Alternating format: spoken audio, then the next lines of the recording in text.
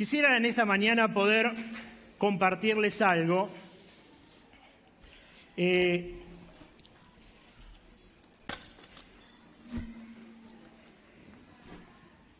es respecto a lo que acontece la última semana. ¿Se acuerdan ustedes que antes de esto hay cosas previas que han ocurrido, como por ejemplo el fin de semana anterior a lo que nosotros hoy vivimos, que fue la entrada triunfal del Señor Jesús a Jerusalén, montado sobre un pollino de asno? Ustedes recuerdan la historia. Quisiera rápidamente poder remontar un poco la mente a aquellos días, las cosas que cronológicamente fueron sucediendo y que desembocan en este momento que es la crucifixión de nuestro Señor Jesucristo, su muerte y su resurrección. Así que ustedes recordarán, por lo que leímos tantas veces en la palabra del Señor, que el Señor el día domingo anterior entra en la ciudad de Jerusalén y antes de entrar, Él se para en un momento y empieza a ver la ciudad de Jerusalén y llora por la ciudad de Jerusalén. Ya sabía lo que iba a acontecer, sabía para qué iba a la ciudad de Jerusalén. Recuerden que en aquel entonces habían muchas fiestas que se celebraban, pero una en especial tenía que ver con la fiesta de Pascuas. Gracias. Tenía que ver con la celebración de Pascua. Esta era una celebración que se celebraba normalmente todos los años, pero en esta ocasión iba a haber algo especial. Nadie lo sabía, solo el Señor Jesús lo tenía seguramente en su corazón de lo que iba a estar aconteciendo. Así que llegan en ese día domingo a la ciudad de Jerusalén y ahí está toda la gente recibiéndolo y sacan las palmas y las ramas de los árboles y algunos lo ponen en el suelo para que el pollino de asno vaya pasando.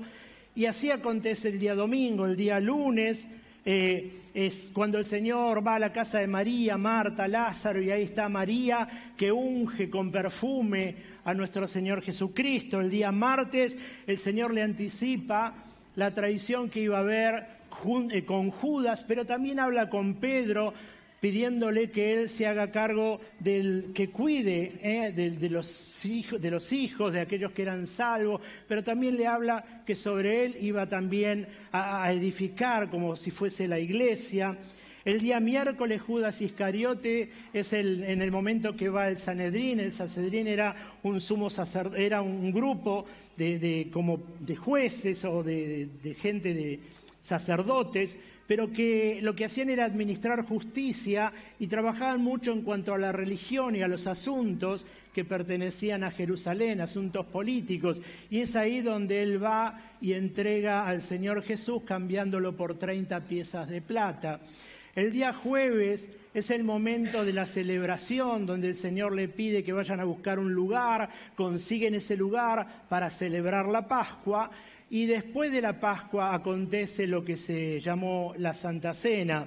El día viernes es donde lo aprisionan al Señor Jesús, donde lo enjuician y donde ahí le pegan los latigazos y donde termina en la cruz del Calvario y ahí fallece después de 6 horas de estar colgado en la cruz.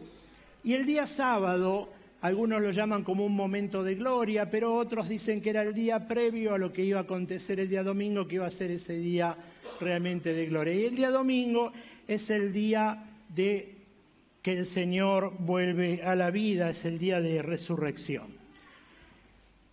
¿Por qué compartirles todo esto? Porque me parece importante que nosotros entendamos cronológicamente lo que acontece acá y quiero detenerme en un momento para poder compartirles esto. Pero ahora lo que quiero que nos compenetremos es, pasó el día domingo, pasó el lunes, pasó el martes, pasó el miércoles, llega el jueves. Y el jueves llega el momento de la Santa Cena. Y entonces ahí están celebrando la Pascua y nosotros vamos a detenernos por un momento en ese día jueves, después que terminan de cenar, y es el momento especial donde el Señor vuelve a tomar un trozo de pan y vuelve a tomar una copa de vino para compartírsela a aquellos que estaban alrededor de su mesa. Así que en este tiempo nos detenemos ahí, en el día jueves, y vamos a compartir juntos como en aquel tiempo, la Santa Cena, y también quiero relatarles algo que aconteció. Le voy a pedir a los hermanos que ellos estén pasando. ¿Qué acontece en ese día? Están celebrando las Pascuas. ¿Cómo eran las Pascuas? ¿Qué hacían en las Pascuas? Las Pascuas tenían mucho de tradición. Las Pascuas tenían mucho de lo que recordaban de cuando habían salido de la esclavitud de Egipto. Y tenían en especial cierto tipo de alimento. ¿Está bien? ¿Qué tenían ahí como alimentos? Tenían hierbas amargas, tenían una pata de cordero, un animal, tenían huevo y tenían también una pasta que la hacían con manzana y la hacían con nueces y miel. Hacían toda una pasta y ese color de la manzana cuando se hacía ya, que fermentaba, que se hacía oscurita, lo que hacía era asemejarse a las pastas que ellos preparaban para cocinar los ladrillos cuando estaban en Egipto. Así que toda su comida era con simbología de lo que había acontecido allí en Egipto.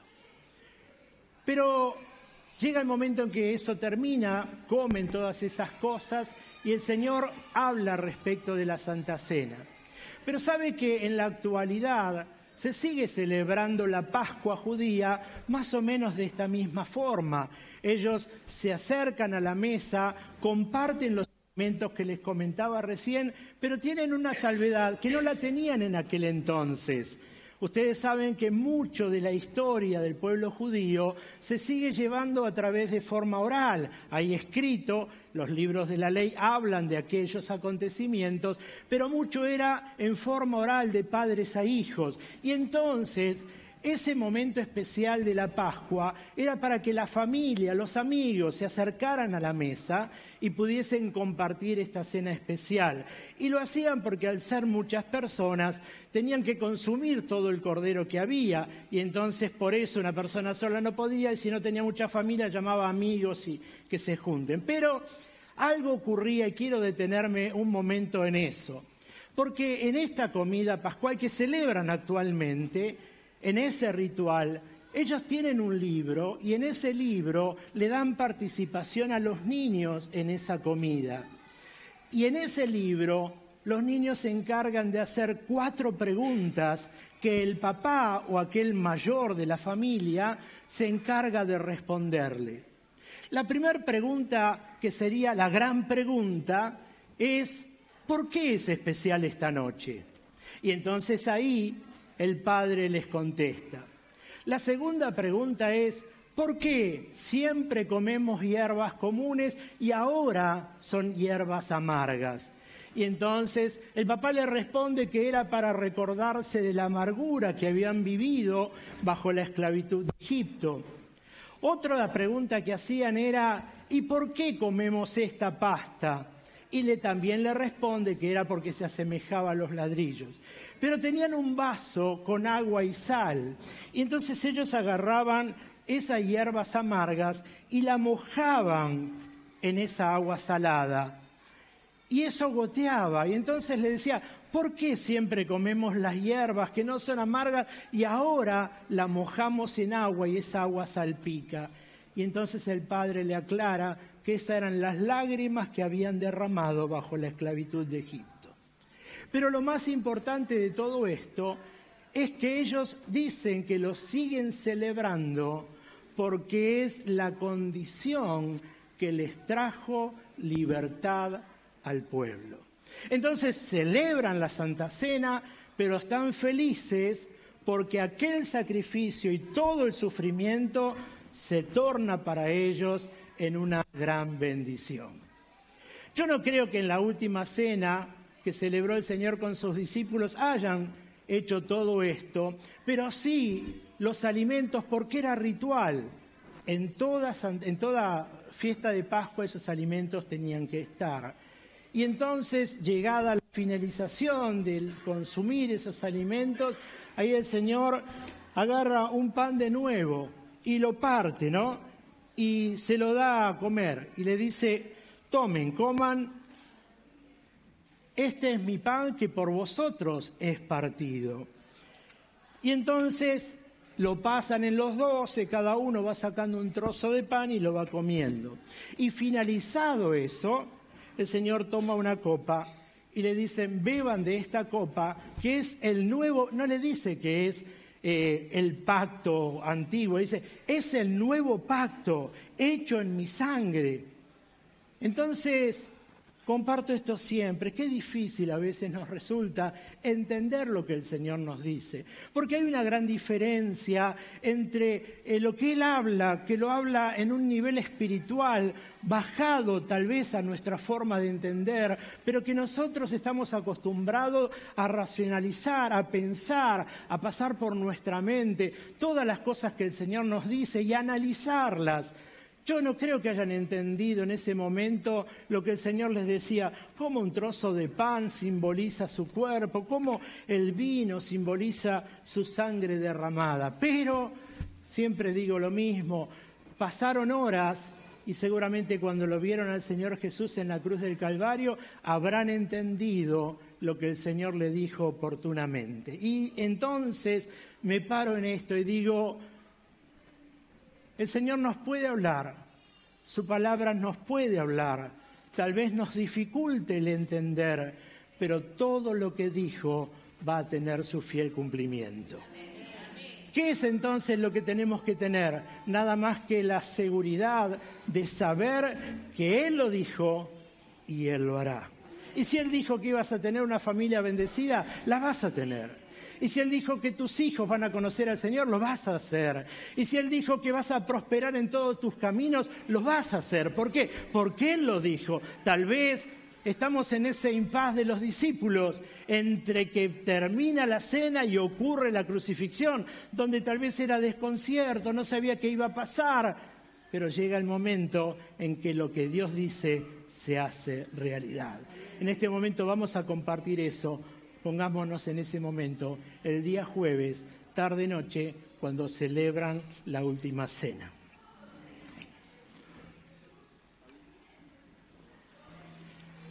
Hermano, el cuerpo de nuestro Señor Jesucristo. Cuerpo de nuestro Señor Jesucristo.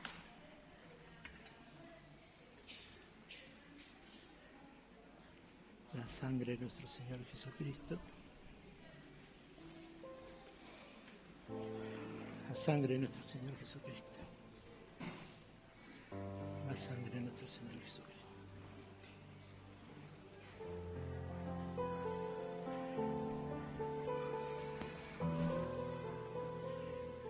Y mientras los hermanos pasan, aprovecho un segundo, porque me parece importante aclarar esto.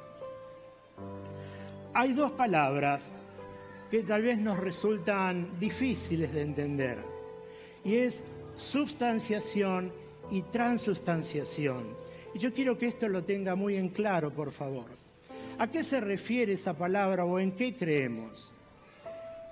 La Iglesia Católica dice que cree en la transubstanciación. ¿Qué es eso?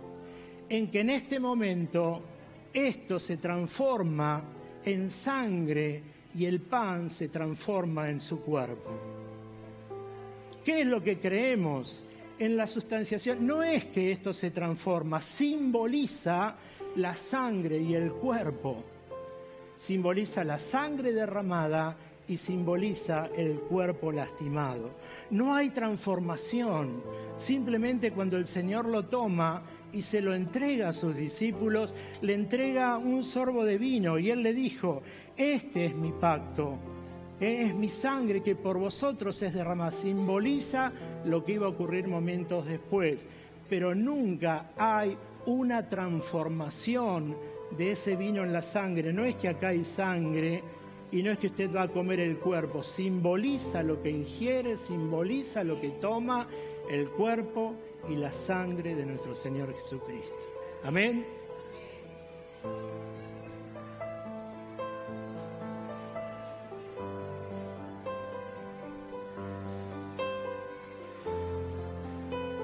Y ahí los que estén en casa, si pueden compartir también, sería excelente que se unan a nosotros en este momento tan especial y tan íntimo, ¿no? que el Señor celebró junto a aquellos que siempre estuvieron alrededor de Él y le acompañaron esos 3 años y medio de ministerio.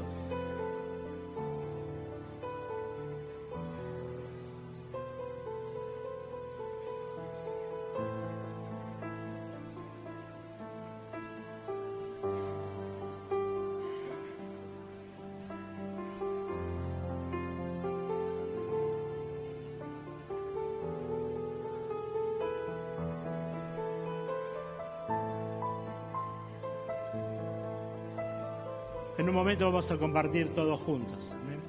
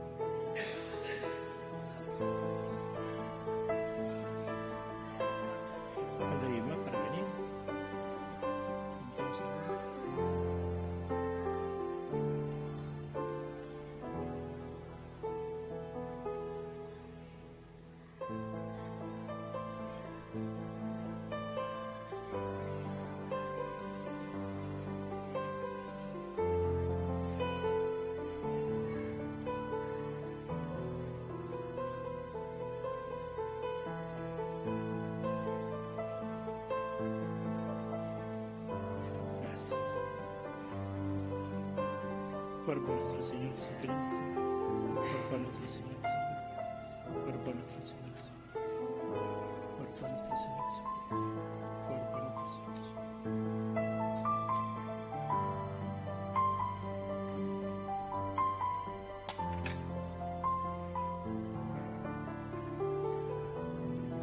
Sangre de nuestro Señor Jesucristo.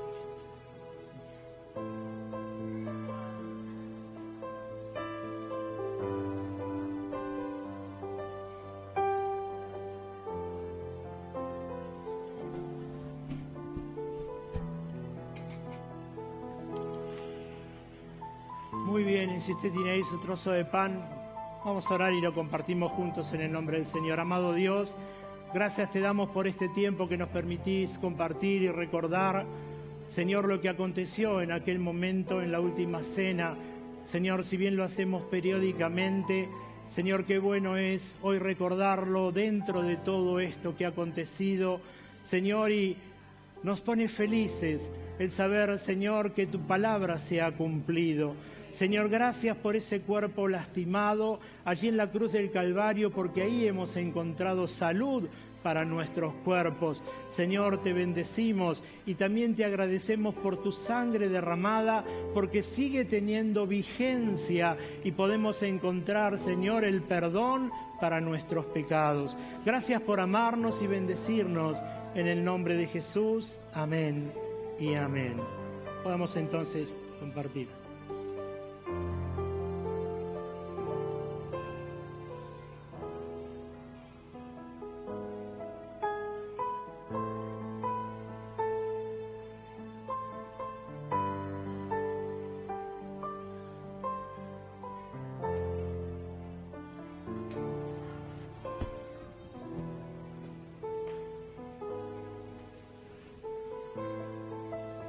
Amado Dios, te bendecimos. Señor, gracias por este momento. Gracias, Señor, por poder recordar, Señor, ese momento tan especial, Señor, que tuviste junto a los tuyos. Señor, qué bendición es poder en este momento recordarlo, pero sabiendo lo que ha acontecido. Señor, y lo que has dicho, que era tu última cena, pero que la íbamos a tomar en gloria. Señor, gracias por traernos esperanza y por saber que en algún momento celebraremos en esas bodas del Cordero. Gracias por tu amor y por tu misericordia, Señor, y que esta cena especial en este día sirva, Señor, de salud para aquellos cuerpos enfermos y sea, Señor, de fortaleza espiritual para aquellos que tal vez en este momento así lo necesiten. Te alabamos y te bendecimos en el nombre de Jesús. Amén, amén y amén. Amén. Gracias, chicos, que el Señor les bendiga. Muy bien.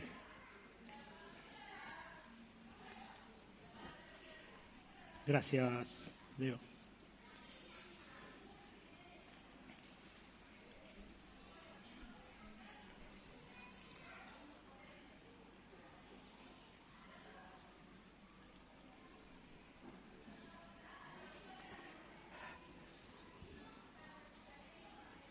Termina la cena y sabe lo que acontece. Ahí se termina de preparar todo el ambiente que iba a llevar al Señor Jesús a este lugar. El viernes compartimos lo que era el día de celebración y la pastora Marisa nos compartió una palabra. Y entonces creo que en esta altura todos tenemos claro lo que significa la resurrección del Señor Jesús. Creo que a cualquiera que le podamos preguntar, ninguno ignoraría lo que acontece con la resurrección de nuestro Señor Jesús. Pero entonces cabe una pregunta a esa resurrección. Y la pregunta tal vez sería, ¿cómo impacta esa resurrección en nuestra vida? Esa resurrección de Cristo que nosotros hoy recordamos y que gracias a Él, como decía hace un momento, podemos tener esperanza, podemos tener salud, podemos tener el acceso a Dios directamente. ¿Cómo impacta en nuestro pensamiento, por ejemplo? ¿Cómo impacta en nuestras acciones? ¿Cómo impacta en nuestro vocabulario? ¿Cómo impacta esa resurrección de Cristo en toda nuestra vida? Porque evidentemente, si nosotros celebramos a un Cristo resucitado y recordamos de un Cristo que estuvo 3 años y medio haciendo bienes sobre la tierra, tendríamos entonces que preguntarnos en nuestra intimidad, en nuestros momentos de reflexión interior, en nuestro momento en donde podemos pensar, en nuestro momento donde podemos tener intimidad con Dios, traer a nuestra mente cuál fue el impacto de su resurrección en nuestra vida.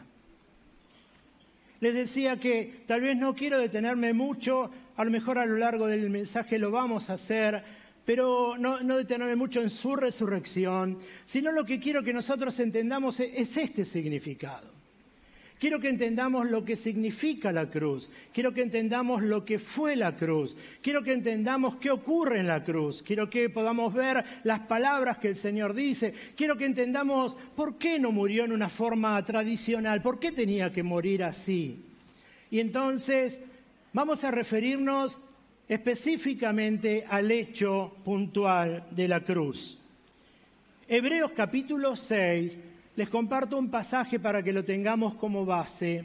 Habla algo y dice esto: porque en el caso de los que fueron una vez iluminados, que probaron el don celestial y fueron hechos partícipes del Espíritu Santo, que gustaron la buena palabra de Dios y los poderes del siglo venidero, pero después cayeron.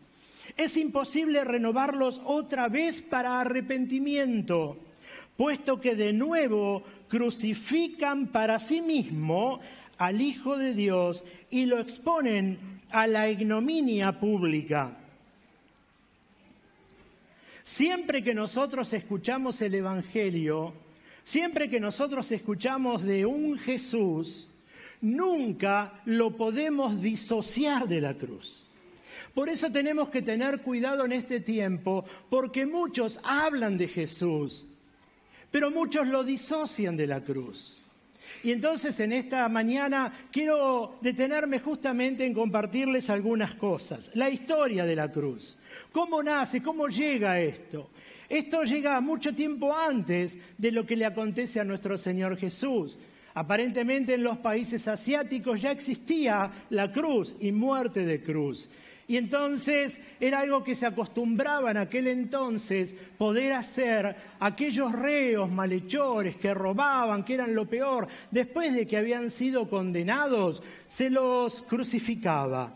Y ahora, ¿cómo era esta crucifixión?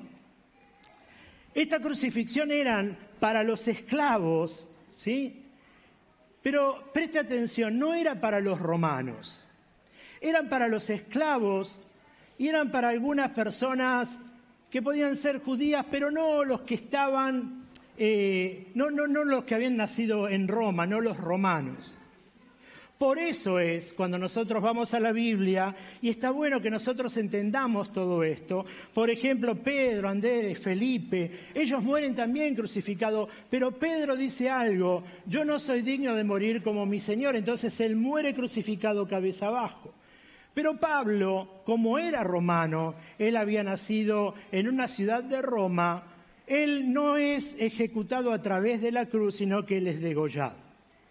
Entonces existían muchas formas de poder terminar con aquellos que en aquel momento esparcían el Evangelio, con aquellos que se llamaban los del camino, porque así eran originalmente aquellos cristianos primitivos. ¿Por qué? Porque andaban por el camino, vio la parábola esa del sembrador, sembrando la semilla. Los cristianos de aquel entonces iban por el camino sembrando la palabra del Señor y se los reconocía justamente con este nombre. Ahora, cuando se terminaba con todo lo que significaba el juicio y que lo condenaban y tenía que terminar el reo en esta cruz, por lo general dicen que el cuerpo podía llegar a durar 2 días y algunos llegaba a durar hasta 8 días. Así que imagínese usted, para toda la gente, porque lo colgaban en un lugar fuera de la ciudad, pero público. Imagínese usted la agonía de la persona que estaba colgada ahí en la cruz, abajo del rayo del sol, muriéndose de a poco, lentamente, y esa era la muerte que se acostumbraba a darles. Pero había algo también, de acuerdo, escuche esto, mire qué importante, de acuerdo a lo peor que era el reo, era el tamaño de la cruz. Dicen que la cruz podía tener hasta 2 metros y pico de alto. Y si ustedes ven cuando se muestra la imagen del Calvario, donde están los 2 ladrones y está el Señor en el centro, van a ver que por lo general siempre se nota que la cruz del Señor es más alta. lo que dicen es que al Señor le colocaron la cruz más alta porque dicen que era el peor de los peores. Ahora, ¿por qué era el peor de los peores? ¿Por haber robado? ¿Por haber matado? No, simplemente, escuche, ni siquiera lo enjuician y lo cuelgan en la cruz por haber predicado el Evangelio. Lo hacen porque él dijo que era el rey de los judíos. Y entonces dicen, ustedes han dicho que yo soy el rey de los judíos. Yo no lo he dicho, ustedes reconocen.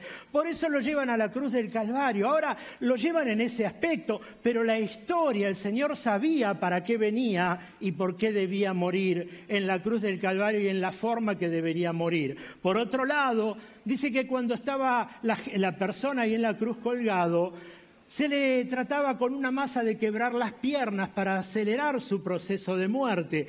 Pero hay un pasaje bíblico que se lo quiero compartir, en donde dice que al Señor Jesús no le quebraron la pierna. Y está en el libro de Juan. Ahora cuando lo encuentro, Juan 19, 23, 27. No dice que a Jesús le quebraron las piernas. Y por otro lado, no era que de malo que le dijeron al Señor cuando le dijo que tenía sed, y démosle vinagre. No, se acostumbraba que aquellos que estaban colgados en la cruz se le daba hiel y se le mezclaba con vinagre, porque aparentemente era un antídoto que lo que hacía era calmar los dolores del moribundo. Y entonces dicen que el Señor no tragó eso, no lo tomó, sino que simplemente le han mojado sus labios con esto que ellos llamaban ese antídoto. No sé a usted, pero a mí me encanta conocer todo esto porque son detalles que nosotros a veces lo obviamos. Y ¿saben lo más importante de esto? Es que siempre antes del Calvario, antes de crucificarlo, habían latigazos. Ya estaba establecido por ley que a los reos se le pegue latigazos. Ahora, ¿por qué se le tenía que pegar latigazos? Porque existía la posibilidad que mientras se lo latigaban pudiera morir y se evitaba ir a la cruz. Entonces, cada vez que le pegaban a alguien y no moría por los latigazos, el camino siguiente era la crucifixión. Así fue con nuestro Señor. La palabra del Señor dice que el Señor recibió los latigazos y cada uno de esos latigazos marca la raíz de una enfermedad que en nuestro cuerpo es sanada. Ahora, es importante que nosotros entendamos todo esto porque nos lleva a un contexto especial. Nos lleva, por ejemplo, a saber cuando el Señor estuvo ahí, bajó, lo llevaron a la tumba, quién lo consiguió, quién lo llevó. Nosotros hemos visto multiplicidades de películas que hablan respecto de la crucifixión del Señor Jesús. Pero si nosotros pudiésemos tamizar la película, y entonces tamizaríamos la película en todas, lo que nos quedaría sería la cruz. El Señor Jesús está en todas las películas, lo muestran, su crucifixión, más cercano a lo bíblico, más lejos a lo bíblico, pero en todas existe esto, porque no puede haber un cristianismo sin crucifixión. Ahora sabe que en el año 4, Constantino dijo, esto es un desastre, yo soy cristiano, entonces voy a abolir la muerte por crucifixión. Así que a partir de ese año, el siglo IV, ya dejó de ser el resultado final de la muerte del reo. Vio que se acostumbra ahora letalmente, le dan inyecciones, hay un montón de cosas. Bueno, esto era peor en aquel entonces que esas inyecciones letales que podían terminar con la muerte del reo. Es importante que nosotros entendamos justamente todo esto. Y sabe que cuando Constantino saca todo esto, la iglesia cristiana empieza a utilizar la cruz, así vacía, como símbolo de quien pasó por ahí. Pero hay muchas organizaciones que también toman esa cruz como emblema de paz y como emblema de seguridad. Y una de estas es la Cruz Roja.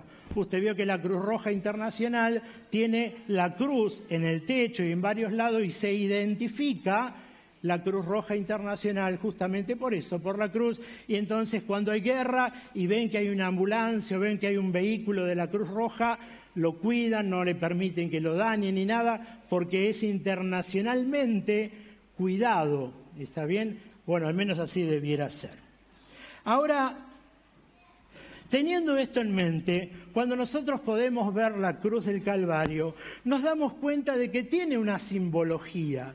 Y esa simbología que tiene, habla, por ejemplo, si nosotros nos remontamos a las puntas, nos vamos a dar cuenta de que tiene algo que va hacia arriba, tiene algo que va hacia abajo, tiene algo que va hacia los costados, y cada una de esas pudiéramos hablar mucho tiempo qué podría significar respecto de lo que acontece ahí en esa cruz.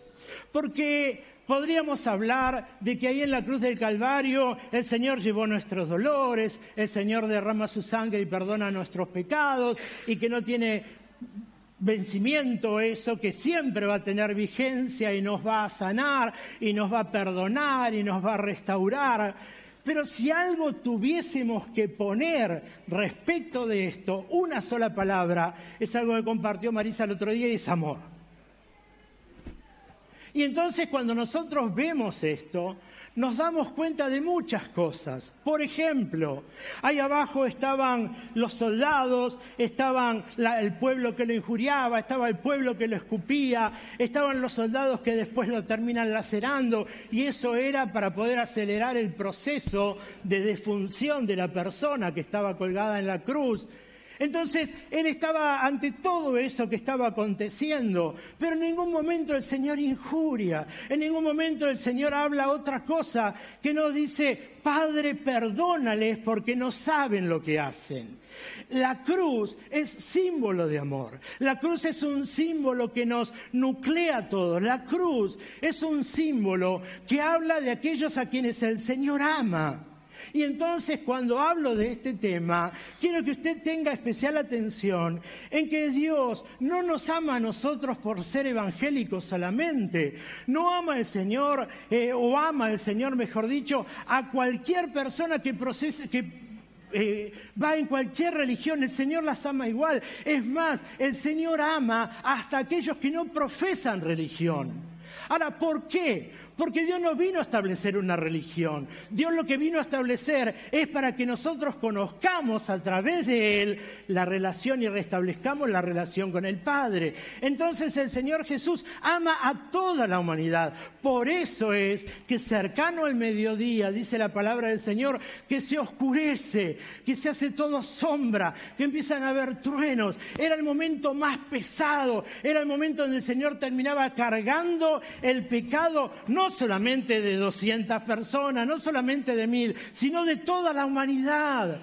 Ahí se llevó el odio, el rencor, la apatía, el desgano, la pelea entre familias. Se llevó todo lo que en algún momento antes nos separaba del amor de Dios. Porque para nosotros podía ser algo insignificante, pero eso insignificante para nuestra mente, para el corazón de Dios, que es santo y que es puro y que no puede ver la maldad, para él era muy importante, por eso tenía que cargar con todo el pecado de la humanidad. Y entonces dice que ahí en la cruz comienza a hacerse oscuro y comienza a tronar, y es el momento donde el Señor va a los sepulcros, termina predicándole a aquellos espíritus que estaban encarcelados.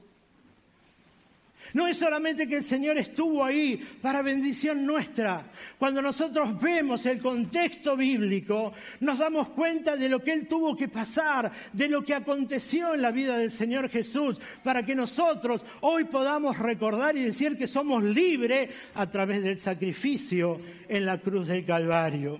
Ahora, eso también nos habla de lo alto del amor de Dios. Nos habla de que ese amor de Dios nos lleva a compenetrarnos con el Padre. Ese amor de Dios en la cruz del Calvario nos hace ver que ahora puedo tener una dirección exacta hacia el Padre y puedo tener una intimidad con el Padre que antes no tenía. Me habla de un cielo, me habla de una esperanza, me habla de algo que va a acontecer, me habla de algo que dice la Biblia que muchos tal vez no creen, que existe un cielo nuevo y una tierra nueva. Y cuando el Señor me habla de eso, yo lo creo. Y sé que en algún momento vamos a estar usted y yo caminando en calles de oro, en lugares donde hay lagos de cristal, con puertas de perla. ¿Por qué? Porque la palabra del Señor me lo asegura y Él, a través de ese sacrificio, lo compró para nosotros. O sea que el Señor lo que trae ahí es la esperanza de saber que cuando yo parto de esta tierra, no es que se terminó todo, sino que se abre una nueva puerta para vivir en gloria con aquel a quien he servido durante toda la vida. ¿Entiende lo que es el sacrificio? ¿Entiende que tenemos que amarlo al Señor y entender lo que Él hizo? También nos habla la cruz del Calvario, de la profundidad. Nos habla de aquello que va hacia abajo. Nos habla de aquellos que a veces caemos tan profundamente que pensamos que no tenemos salida. Nos habla de aquellos que porque hemos pecado o porque nos hemos equivocado, hemos caído tan bajo que no podemos ni siquiera volver, escuche, ni siquiera volver a la casa de Dios y mucho menos tener una relación con el Padre. Pero el Señor dice que fue hasta las profundidades. El amor de Dios llega hasta lo más profundo. El amor llega para levantarnos, llega para socorrernos, llega para volvernos a poner de pie. Aunque hayamos sido lo peor que fuimos, el amor de Dios está ahí para siempre.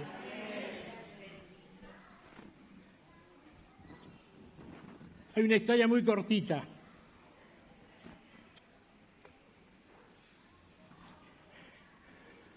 que habla de una mujer.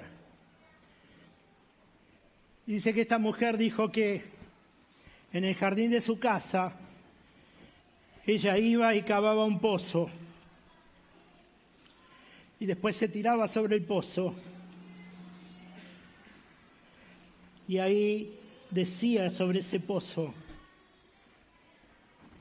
todos los pecados que había cometido.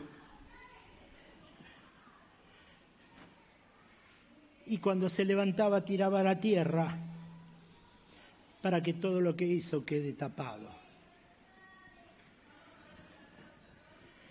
Esto me lleva a pensar todas las formas que tiene el hombre y la mujer de tratar de alivianar la carga de su pecado.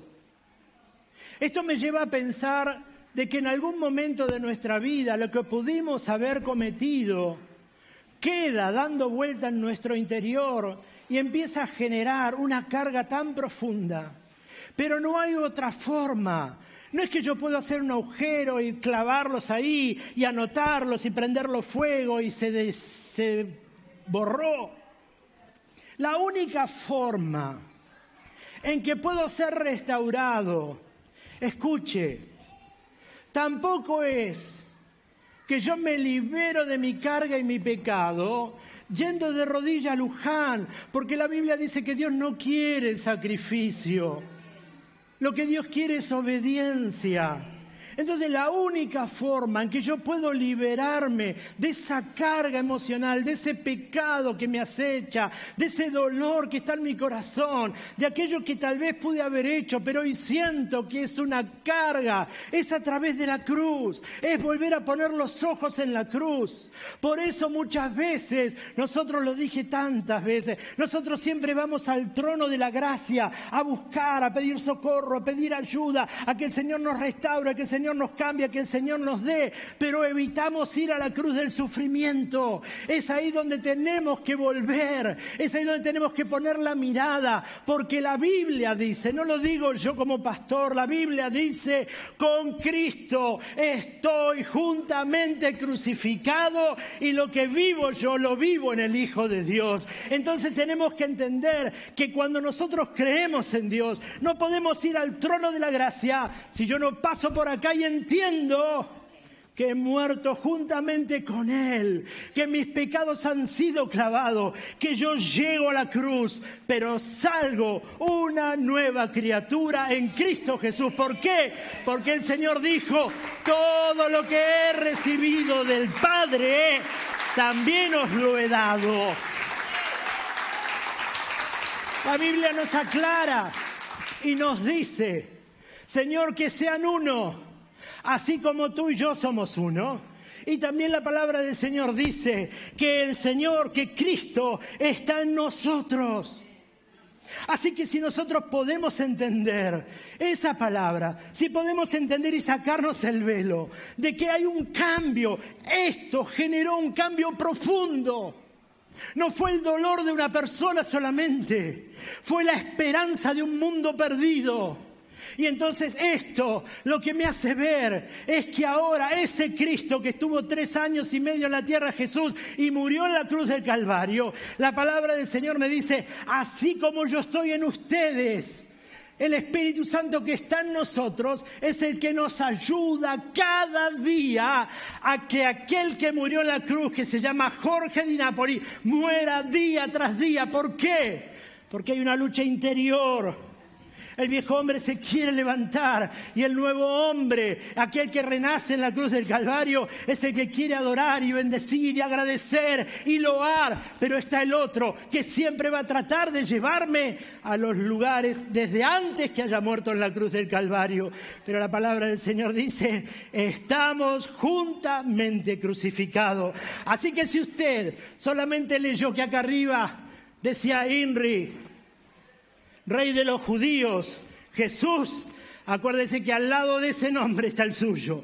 Acuérdese que ahí no solamente dice Jesús, sino que dice Pedro, María, José, Jorge Di Napoli. Todos los nombres han sido clavados en la cruz del Calvario y tenemos que entender que somos nuevas criaturas en Cristo Jesús, que las cosas viejas pasaron, todas son hechas nuevas.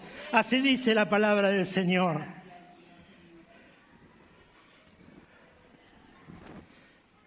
Hace unas semanas tuvimos que hacer unos trabajos de cambiar unos caños. Entonces la persona que lo estaba haciendo me dice, Jorge, tráeme caños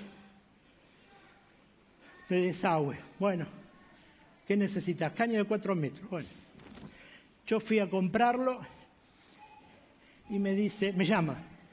Me dice, mira Jorge, mejor en vez de 4 tráeme 2 de 2 y 1 de 1. Entonces, sí, pero tantos caños ahí, sí. Entonces le hablo con la persona que lo vende y dice, sí, mira, tenemos caños de 1, de 2 y de 4 metros porque sirven para empalmar. Y bueno, me dio un montón de explicaciones. Y entonces me di cuenta de que nos manejamos con muchas cosas que son medibles. Cuando hicimos la terraza, vino la persona a trabajar, agarró un láser, lo puso en una punta, lo puso en la otra, me dijo, mira, acá tenés tanto por tanto, tenés tantos metros cuadrados. Cuando hicimos los revoques, me dijo, mira, tenés tanto por la altura, qué sé yo, 280 metros cuadrados por lado. Cuando voy a la Biblia, también me habla de cosas medibles. Y me muestra, por ejemplo, que cuando Noé construye el arca, tenía como 100 y pico de metros.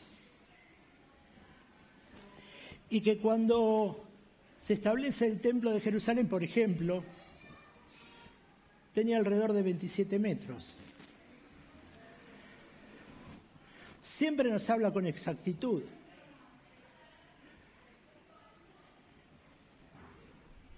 Pero cuando quise buscar cómo medir el amor de Dios, no pude encontrar nada que lo mida. Y la única referencia a ese amor fue la cruz. El amor de Dios se mide ahí. Por eso Pablo dijo que el amor de Dios está más allá de cualquiera de nuestros pensamientos. El apóstol Pablo dijo que nosotros no podemos entenderlo. El amor de Dios no lo puedo razonar. Yo no puedo entender por qué Dios, siendo en la cruz, mientras estaba siendo lacerado y lo escupían y le pegaban, cómo Él podía seguir amando. Cómo podía seguir diciéndole al Padre, perdonalos porque no saben lo que hacen. Uno no puede entender por qué el Señor en su palabra, por eso digo, no se lo dice al hombre viejo, porque para el hombre viejo es difícil.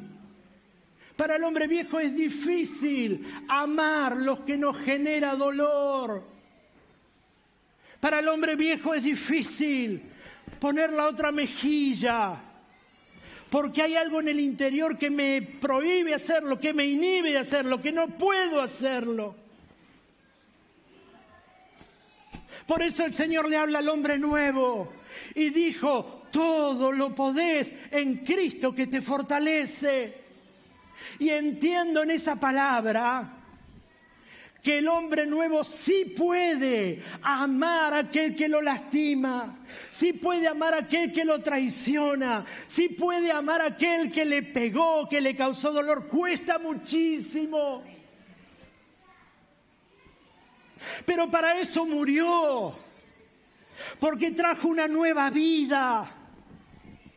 Entonces tenemos que entender que la resurrección de Cristo y la cruz del Calvario no solamente me asegura la entrada al cielo y la relación que estaba cortada con el Padre, sino que trae todo un paquete. Y en ese paquete está el amar a mi prójimo, está en el ayudar, está en el colaborar, está en el ser de bendición, está en el ser una persona que una, no que desuna, está en ser una persona que glorifique. ¿Por qué dice el Señor todo esto? Porque dice, ahora hay un Cristo adentro tuyo, hay un Espíritu Santo y yo no puedo obrar como obraba antes. Si yo lo he recibido como mi único y personal Salvador, cuando Él habla con el Padre lo dice claro. Él dice, así como yo estoy en ellos, escuche, como yo estoy en ellos, así estamos vos y yo. Yo estoy en vos como yo estoy en ellos. Entonces, si nosotros nos proponemos, podemos ser agentes de cambio. Hermano, no puede ser que año tras año luchemos con lo mismo. El viejo hombre lucha con lo mismo día tras día. Pero cuando nos predisponemos a que ese nuevo hombre florezca, nos cuesta. Pero la Biblia dice, vas a poderlo porque yo te fortalezco. Señor, no puedo. Diga el débil, fuerte soy. Hay palabras que nos alientan a generar cambio. Por eso te decía al inicio, la resurrección de Cristo, ¿cómo afectó nuestra vida? ¿De qué nos sirvió que haya resucitado simplemente para estar contentos de que nos perdonó y que vamos al cielo? No es solo por eso. Generó un combo, generó un paquete. Cuando el Señor estaba en la cruz y miraba a aquellos y les decía que los perdone, nacía en Él una palabra que se llama misericordia, nacía en Él una palabra que se llama consuelo, nacía en Él una palabra que era de esperanza. Y también quiero detenerme un momento acá. Y quiero que nos ayudemos a pensar entre todos, porque a veces sin darnos cuenta nos equivocamos. Así dijo Pablo alguna vez, no hago el bien que quiero, sino el mal que no quiero. No digo que hagamos mal, pero por mucho tiempo, cuando era jovencito y tocaba la guitarra, nos íbamos a un geriátrico. ¿Cuántos se acuerdan de esa época? Bueno, no hay tantas. ¿Vos te acordás, Mani? Es mucho más joven que yo. Ella venía de la mano. Pero íbamos a un geriátrico y le cantábamos a los abuelos. Nos encantaba hacerlo. Hay hermanos que en el Posadas trabajaban ahí, no sé si todavía lo están haciendo, pero que le compartían a los hermanos y los ayudaba a pasar un mejor tiempo. Pero ¿sabe qué me di cuenta? Que muchas veces, ¿y por qué le voy a decir esto? Cuando el Señor estuvo en la tierra, alimentó a 5.000, sanó al paralítico, le dio vista al ciego, levantó al cojo,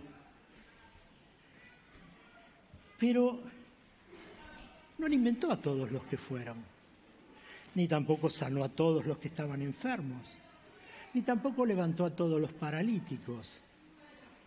Entonces, mucha gente se pregunta, pero si Dios es bueno, ¿por qué?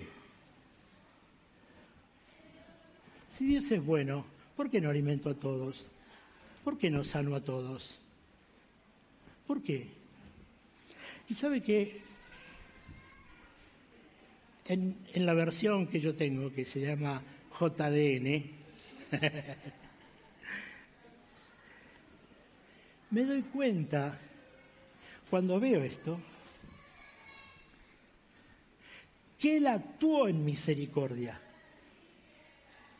Él alimentó, Él sanó, Él bendijo, Él levantó, pero no los hizo con todos. ¿Y sabe por qué? Por favor, entienda lo que le quiero decir, no quiero que esto le genere ruido en la mente. Porque Él no vino para eso. Dios no vino para que yo sea sano solamente. Si yo solamente me conformo en que fui al geriátrico con mi guitarrita y le canté, estoy alegre porque soy de Cristo. ¿Se acuerdan de ese coro? ¿Se acuerdan? Son de mi época. Lo único, escúcheme, lo único que hice fue darle a los ancianos unas horas de felicidad. Pero cuando voy a la Biblia me dice que el Señor vino a otra cosa. Vino a salvar y a sanar lo que se había perdido. ¿Qué quiere decir esto? Que si yo fui a los abuelitos y le canté una hora y me quedé con los dedos mochos de la cuerda, y vengo a casa y digo, gloria a Dios, ya hice la obra de Dios. No sé si la hice como Él quiere. Porque Él no vino, escuche esto por favor y entienda lo que quiero decirle. Él no vino para que usted y yo tengamos un par de horas de felicidad. Él vino para que usted entienda que necesita ser salvo de la ira venidera y que necesita ir al cielo. Si yo lo que hice fue cantarle a los abuelitos y estoy feliz porque le canté, pero no le mostré el plan de salvación y le hablé de que hay esperanza y le hablé de algo que va a acontecer y que ellos tienen que prepararse para ese momento, no hice nada. ¿Por qué no hice nada? Solamente obré en misericordia. Pero la palabra del Señor me llama a algo más profundo. Me llama a que yo los confronte. Me llama a que yo les muestre el plan de salvación. Me llama a que yo les hable de que un día van a tener que estar allá arriba. Y la Biblia dice, y los libros se abrirán, y los libros hablarán. Y seguramente cuando se abre el libro y pase el abuelito con el bastón y los libros se abran y le diga fulano de tal y le diga sí, acá estoy, y me acuerdo que el pastor Jorge venía como me cantaba y venía hasta con la pandereta y venía con los mantos. ¿Sabe qué le va a decir el Señor? Por ahí misericordia no, porque Él es muy amoroso. Pero le va a decir, apártate porque no te conozco. ¿Y por qué no le conocen? Porque solamente entretuve en la fe y mostré misericordia, pero no el plan de salvación. Hermano, nosotros estamos porque la Biblia dice que somos discípulos. Ahora usted me dice, pero está mal. No, está bien y no dejemos de hacer lo que hacemos. Lo que digo es, tengamos cuidado en ser tan misericordiosos y tan dadivosos que nos olvidemos de lo fundamental, y es que reciban a Cristo en su corazón y sus vidas sean transformadas. ¿Sabe por qué? Porque en algún momento aquel que resucitó un día y que nos confronta día a día con la vida nueva, nos va a pedir cuenta por todos los que pasaron a nuestro lado y simplemente los entretuvimos. Escuche.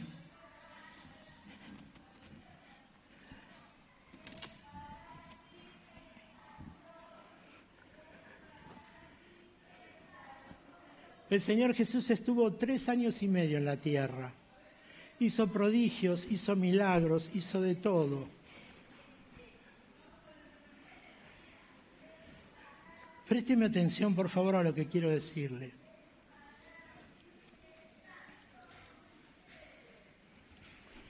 El otro día yo se lo puse un ejemplo similar a los chicos en el discipulado. A ver si se acuerdan, el nombre de quien les di era el doctor Favaloro. ¿Cuántos escucharon hablar de Favaloro? ¿Qué hizo Favaloro? Si yo le dijera qué hizo, te diría, fue el mejor cardiólogo, fue una eminencia, no había otro como él, era el mejor.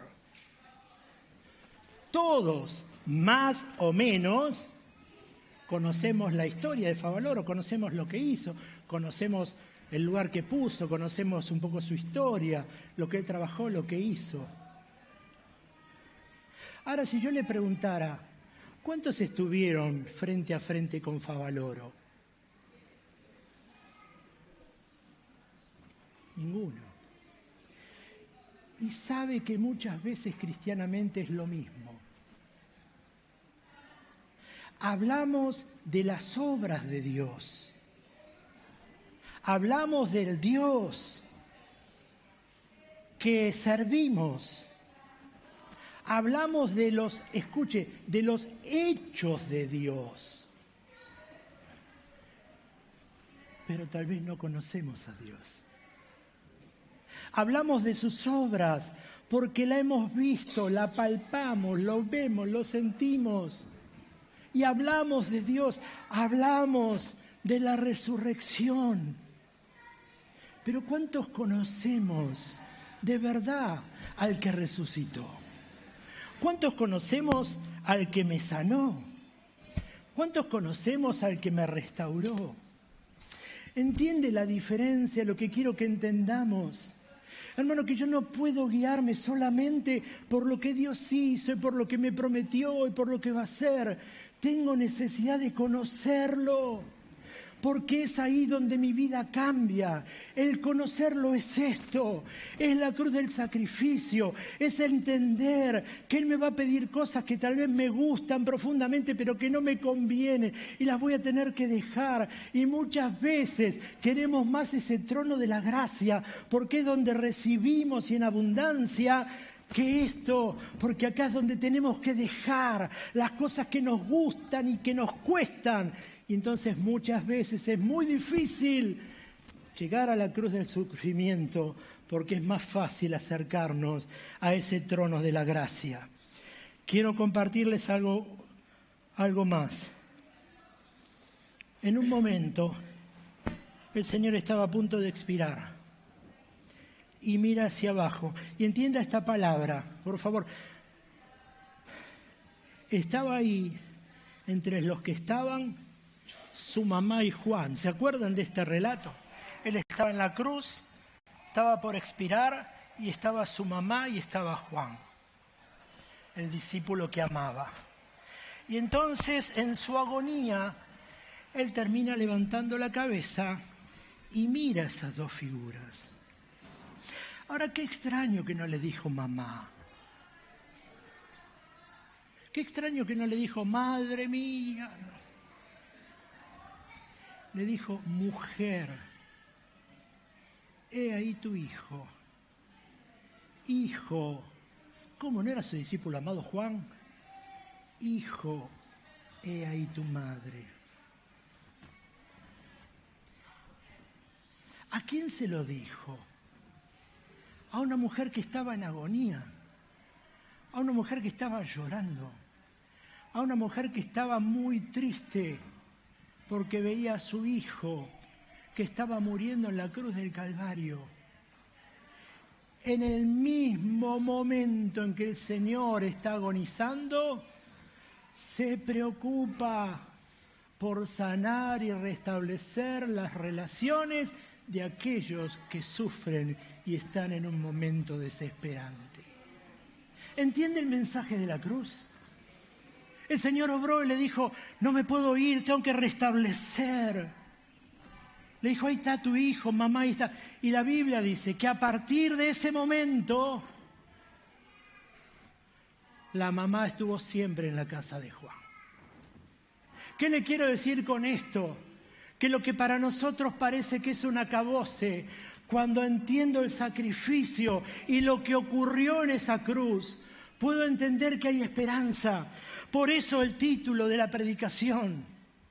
Fíjese lo que le pusimos ahí. Ahí dice, Jesús cambia el significado de la cruz. ¿Por qué? Porque el significado de la cruz era muerte. Ahora por lo que Él pasó es vida. Ya no es muerte, es vida porque Él pasó, murió y resucitó. Y entonces, como cambió el significado de la cruz, el Señor puede cambiar el significado de lo que está aconteciendo en tu vida en este tiempo.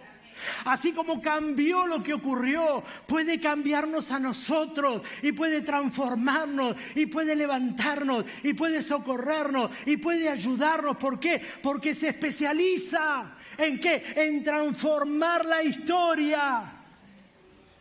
Tu historia puede ser de derrota, tu historia puede ser de sufrimiento, tu historia puede ser de que no te podés levantar y cada vez que te levantás te volvés a caer, pero Él lo cambia. ¿A quién cambia?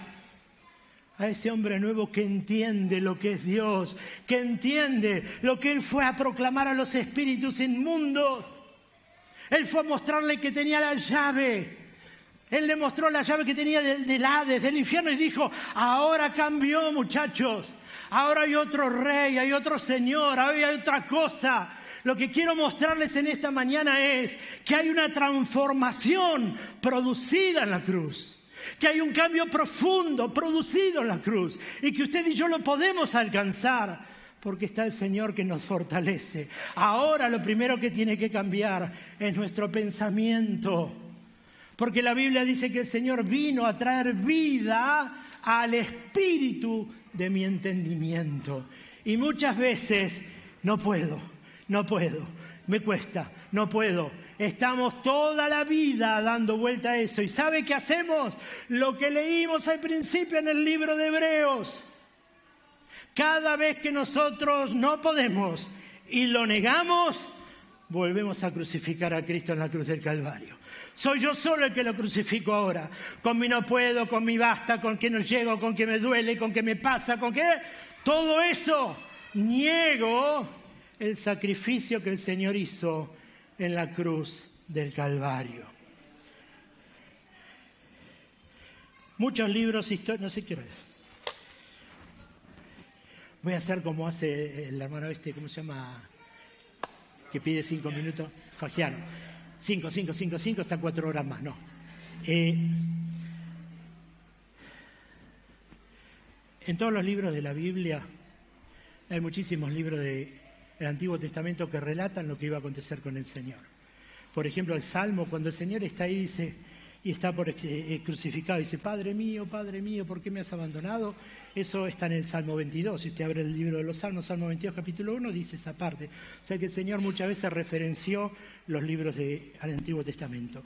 Y hay muchos que nos hablan de lo que iba a acontecer, especialmente el libro de Isaías. Isaías 53 es la foto de lo que va a acontecer. Pero mire, Isaías, después puede leerlo en su casa. Isaías 52, 14 dice, como se asombraron de ti muchos, de tal manera fue desfigurado de los hombres su parecer y su hermosura más que la de los hijos de los hombres. Miren lo que se atreve a decir Isaías. Fue desfigurado. No es que solamente le dieron los 39 latigazos, le dijeron, bueno, dale, subite a la cruz. Se estiraba, lo ataban y después le clavaban las manos, los pies. No solamente eso. Lo que dice Isaías es que fue tan profundo el castigo que recibió que fue desfigurado. A veces nosotros vemos la película y solamente vemos que chorreó sangre, que está ahí con la corona de espina, que le lastimaron la cabeza. Isaías es más profundo. Isaías dijo, de tal manera fue desfigurado de los hombres su parecer y su hermosura más que la de los hijos de los hombres. Fíjese lo que padeció. Y no lo padeció en vano.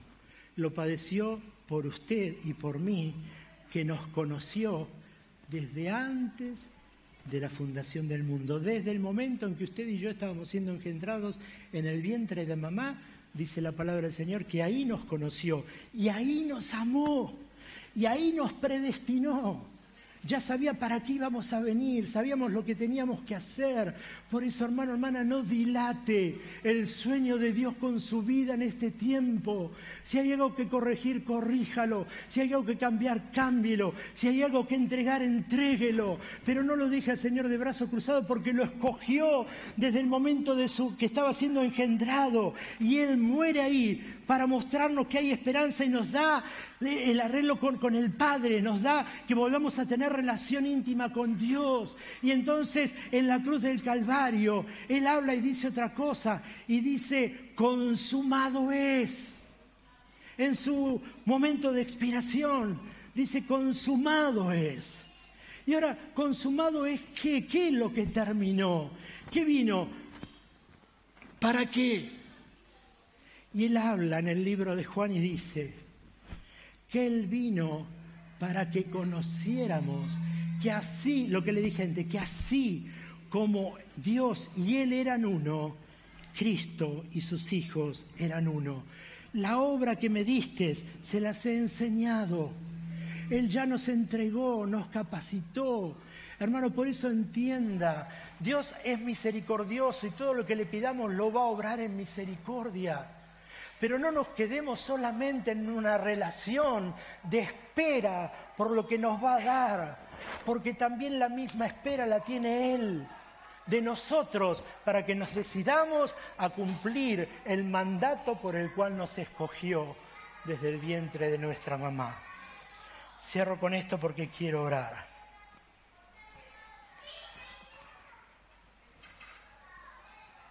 Le decía Juan 17:1, dice, estas cosas habló Jesús y levantando los ojos al cielo dijo, Padre, la hora ha llegado, glorifica a tu Hijo para que también tu Hijo te glorifique a ti, como le has dado potestad sobre toda carne, para que dé vida eterna a todos los que le diste.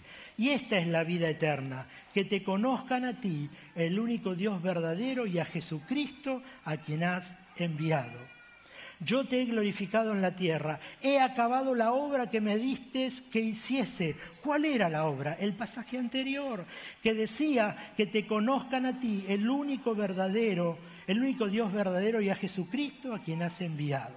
Ahora, Padre, pues glorifícame tú al lado tuyo con aquella gloria que tuve contigo antes que el mundo fuese. Ese sacrificio fue la consumación de lo que el Señor vino a hacer, reconciliarnos con el Padre. Hoy está vivo, y gloria a Dios que está vivo. La cruz y la tumba está vacía. Hoy queda un símbolo de lo que allí aconteció. Pero ese momento de gloria de Dios tiene que servirnos para confrontarnos con algo, tiene que servirnos para posicionarnos con algo. Termino con un testimonio.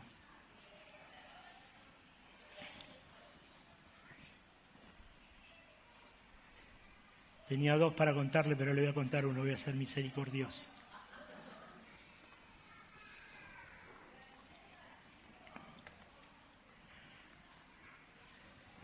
En el año 1782, una persona que se llama Charlotte Elliott,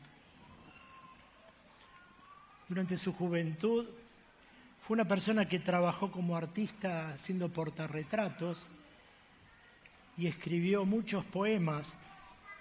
Y esta persona era una mujer, estaba muy concentrada en lo que es poemas de amor.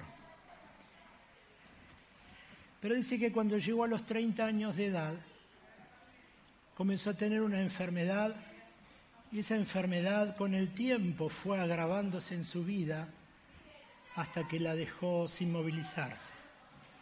no se pudo movilizar más.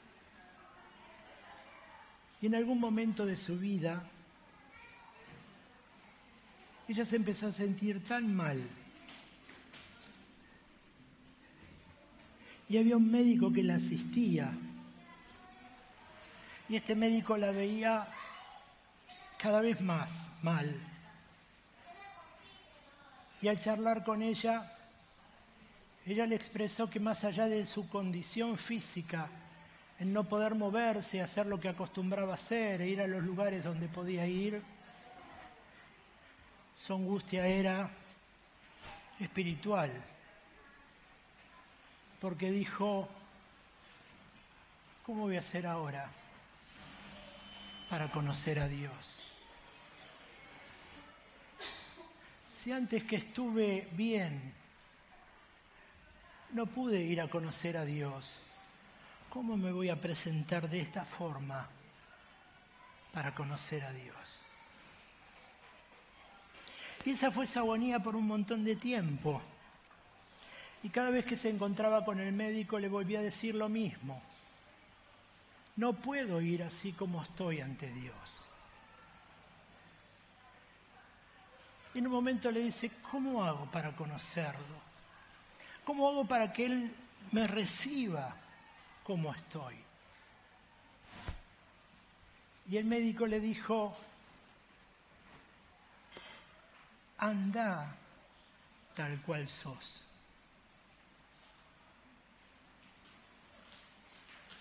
Dice que esas palabras le quedaron en la mente. Le vino esa imagen. Y en un momento habla con Dios y lo recibe en su corazón. 12 años después, su hermano es evangelista y ella quiere colaborar con él en el ministerio, pero no puede.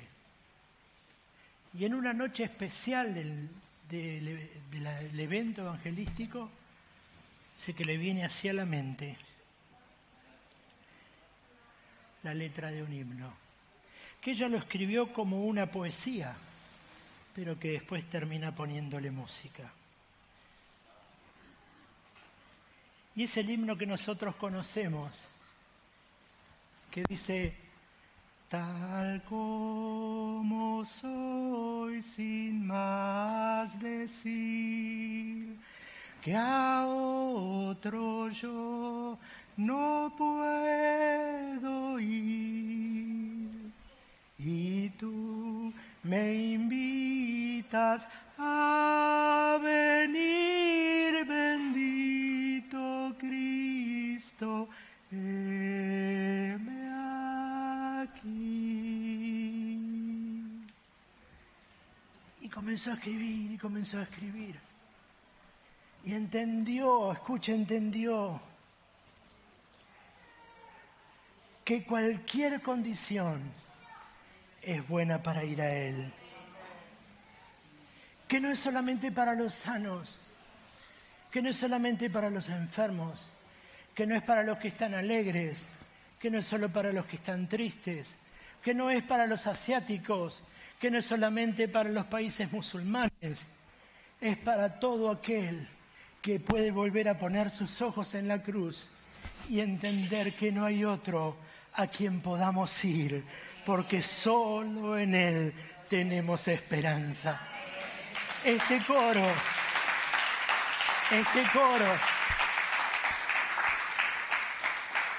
que tiene 4 pies,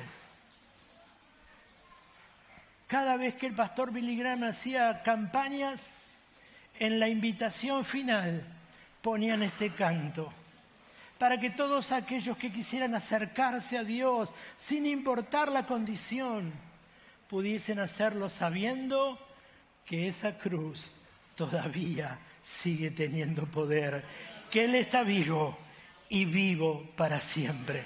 Cerra tus ojos, por favor, un momento, porque le pedí a los chicos, quiero que escuchen, no sé si lo tienen ahí, un poquito de esta música, para que entiendan la profundidad de lo que escribió lisiada, no se puede mover, está tullida, pero su alma y su espíritu siguen caminando en la presencia de Dios y siguen teniendo una relación íntima con Él. No importa el dolor, no importa el pecado, no importa la frustración, no importa lo bueno o lo mal que estés. Solamente es mirar a la cruz y decirle: Señor, heme aquí. Disfruta de esto un momento, por favor.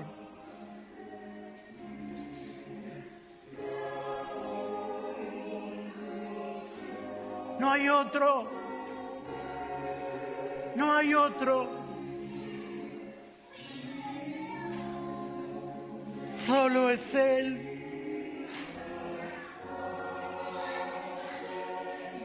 Te invita a venir en esta mañana, no importa la condición. Decile a Él que resucitó: heme aquí, Señor, envíame a mí. Heme aquí. Te adoro, Jesús.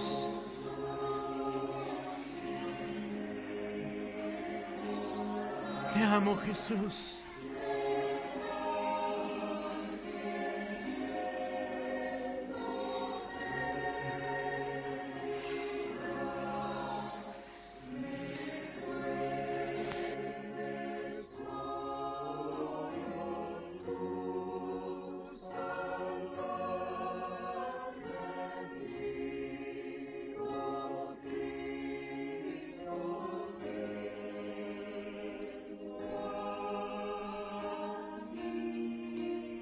Iglesia, ponete de pie, vamos a orar.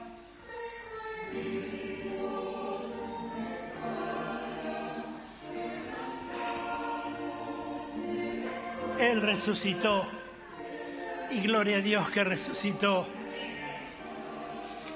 Por eso en esta mañana quiero invitarte a que volvamos a Él, a que entendamos que como Él está vivo, no está lejos, está tan cerca como una oración, y que Él te necesita así como nosotros necesitamos a Él. Que en este tiempo hay que extender la misericordia de Dios y lo va a hacer a través de tu vida. Pero hay gente que necesita más que escuchar de Dios, conocerlo a Dios. Necesita tener un encuentro con Dios, necesita sentir el abrazo del Padre, necesita sentirse entre sus brazos resguardado de todo lo que pueda pasar. En esta mañana no sé lo que pudo haber pasado en alguna vida, no sé lo que pudo haber pasado en aquellos que están mirando a través de las redes, no sé si a lo mejor algo te pudo haber distanciado, pero en esta mañana está bueno que vuelvas a decirle, mirando la cruz: bendito Cristo, heme aquí, tal como soy. Señor, con los pecados, con los dolores, con las frustraciones, con la agonía.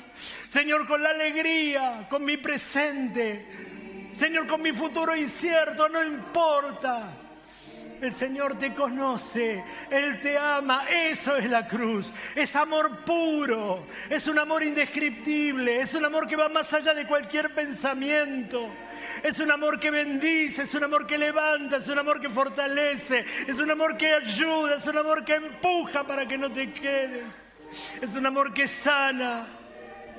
En esta mañana volvamos a poner los ojos en la cruz, sabiendo que Él resucitó, pero todo lo que tuvo que pagar para que yo pueda disfrutar de un presente y de un futuro venturoso en sus manos. Cierra tus ojos, por favor. No voy a ser llamado al altar, pero ahí donde estás, por favor, pone la mano en tu corazón y decile al Señor: heme aquí, Señor, tal como soy. Tal como soy, Señor, no quiero esconder nada. Tal como soy. Sé que no hay otro a quien pueda ir. No hay otro, Señor, no hay otro. No hay otro, no hay otro. No hay otro.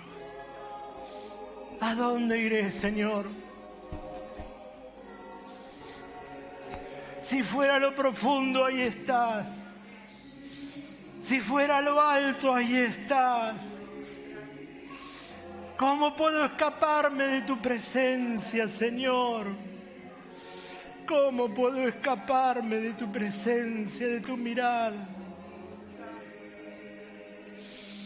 Gracias por tu sacrificio en la cruz y porque estás vivo. Pero, Señor, hoy yo te digo, heme aquí, tal como soy. Señor, entra con paz en cada corazón. Señor, trae esperanza a aquellos que la han perdido.